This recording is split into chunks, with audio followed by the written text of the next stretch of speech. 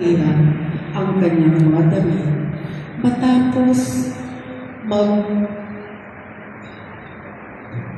magsapalaran ang salita ng Diyos. Salamat sa Diyos.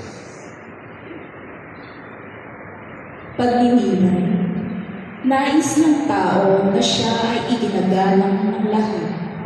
Gumagawa siya ng paraan upang siya ay makita na maganda o mukhang magalang-galang. At tumitingin siya sa panlabas na anyo ng iba.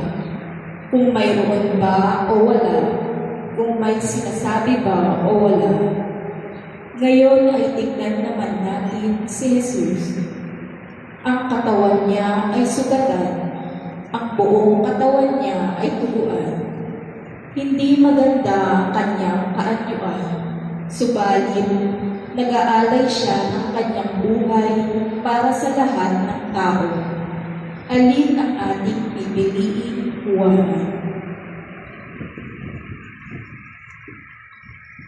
Panalangin. Panginoon, Ikaw ay nibaran ng mga kaaway. Ikaw ay hindi lamang nibaran ng kami, kundi pakinandaan. Tiniis mo dahil sa pag-ibig mo sa amin. Turuan mo kami, Panginoon, na hubarin namin ang ugali ng pagpumili at ang pagmanas ng pagsamantala sa kahinaan ng iba. Bihisan mo kami ng aral mo upang makapag-alay rin kami ng buhay anang-anang sa kapwa. Luwalhati sa Ama, sa Anak, at sa Espiritu Santo. Kapahasin mo una kayo kayo sa walang hanggan siya. Patawad, Panginoon, patawad. Patawad, Panginoon, patawad.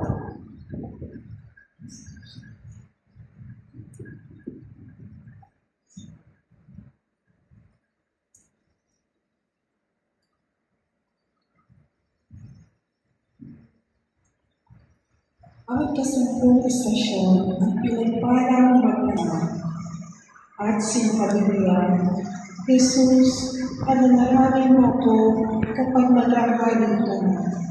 Sumagot si Jesus, sinasabi ko sa iyo, ngayon di isasama kita sa paraiso. Ang salita ng Diyos. Salamat sa Diyos. Pagninilay. Bakit kaya sa isang pagkakamali ng tao ay nakakalimutan na ang sampung kabutihan na niya nagawa?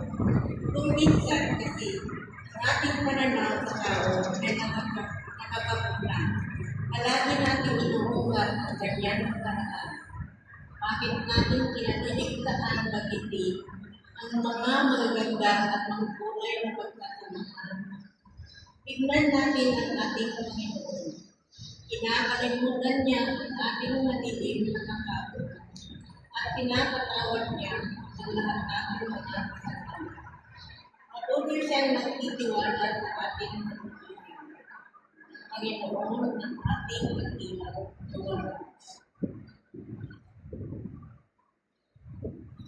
Panalangin.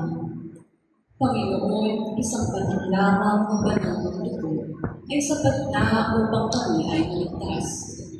Subalit tanggap mo ang mga pahirap sa iyo ng mga walang paniniwala sa iyo. Isang inbig, paghamak na ikaw ay umako sa gitna ng dalawang magnanakaw. Dinagdagan pa ito ng pangmutya, pagtuya at panlukso. Hindi sila nagtagumpay na pagalitin ka. Bagkus ay tinignan mo sila ng iyong tingin na puno ng pagpapatawad at pagmamahal. Hindi kami nawawalan ng pag-asa na masusulian namin ang iyong pagmamahal. Tulad ng nananakaw na iyong pinagpala dahil nagsisi siya sa kanyang mga kasalanan. Nagsisisi rin kami sa pagbibigay ng dalamhati sa iyo.